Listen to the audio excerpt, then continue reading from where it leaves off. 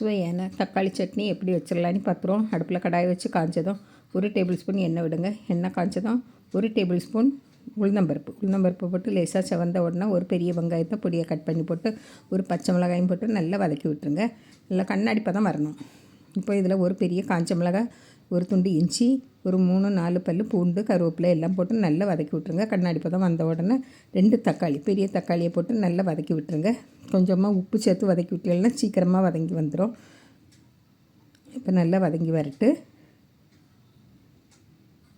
இப்போ இதில் கொஞ்சமாக புளி, ஒரு சின்ன நெல்லிக்காய் அளவு புளி போட்டு நல்லா வதக்கி விட்டுருங்க. அப்படின்னா தான் நல்லா டேஸ்ட்டாக இருக்கும்.